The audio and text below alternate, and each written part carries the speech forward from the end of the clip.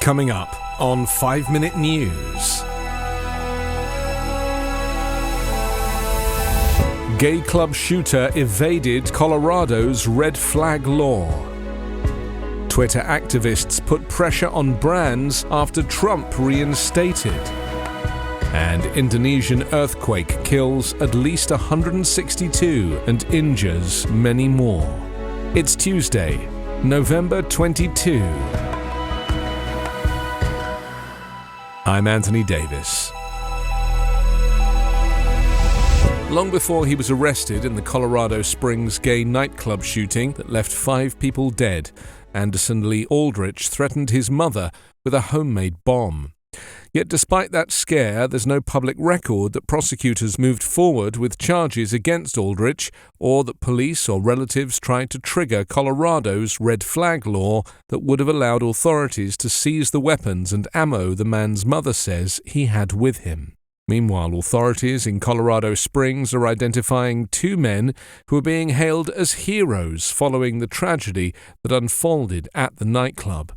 Richard M. Fierro was at a table in Club Q with his wife, daughter and friends on Saturday watching a drag show when a sudden flash of gunfire ripped across the nightclub, and instincts forged during 4 combat deployments in Iraq and Afghanistan instantly kicked in.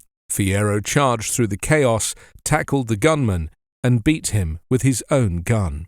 A possible motive behind the mass shooting at an LGBTQ+ nightclub in Colorado Springs has started to come into focus, with the suspect, Anderson Lee Aldrich, being held on 5 counts of murder and 5 counts of hate crimes.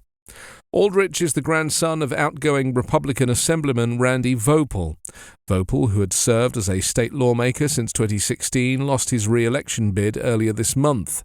As a lawmaker, Voepel attracted attention when he compared the January 6th attack on the Capitol to the Revolutionary War. Colorado Springs officials revised their count of the number of victims hurt during the Club Q shooting down to 18 on Monday. Of those victims, 17 were shot, they said.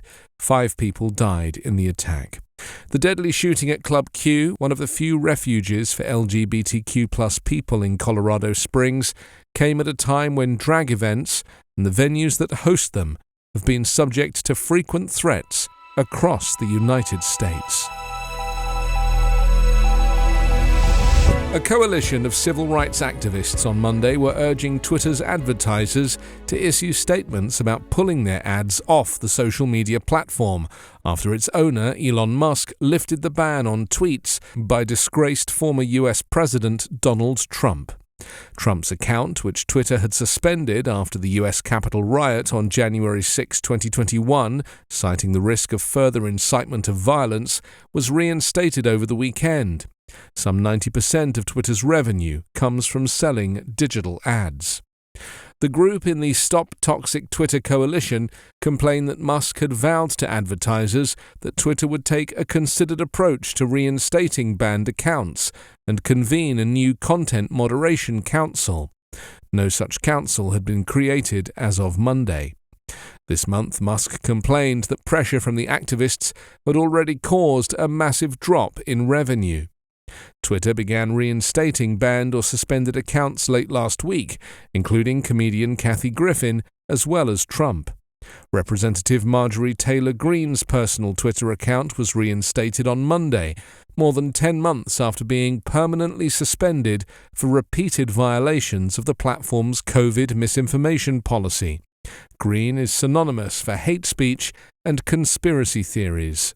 The coalition is asking brands that have not publicized their Twitter pause to issue public statements and help generate pressure on the other 49 advertisers that have not yet taken action. Musk tweeted on Saturday that Twitter would reinstate the former president's account after a slim majority voted yes on Musk's poll about the issue.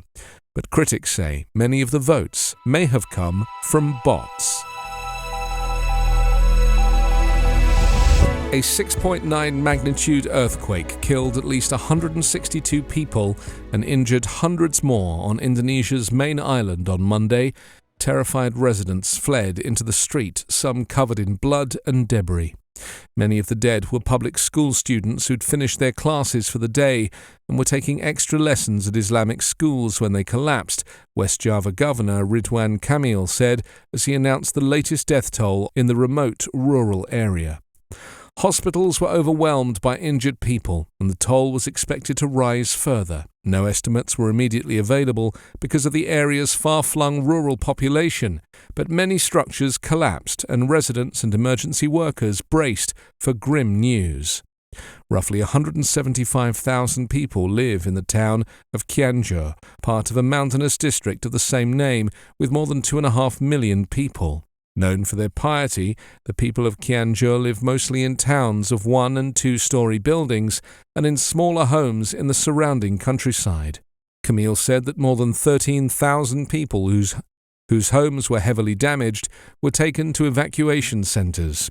Emergency workers treated the injured on stretchers and blankets outside hospitals, on terraces and in parking lots in the Kianjur region, about 3 hours' drive from the capital Java. The country of more than 270 million people is frequently struck by earthquakes, volcanic eruptions and tsunamis because of its location on the Ring of Fire, an arc of volcanoes and fault lines in the Pacific Basin.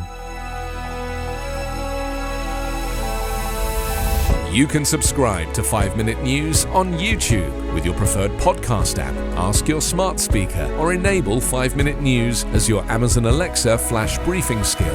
Subscribe, rate and review online at 5minute.news. 5-Minute News is an Evergreen podcast covering politics, inequality, health and climate, delivering independent, unbiased and essential world news daily.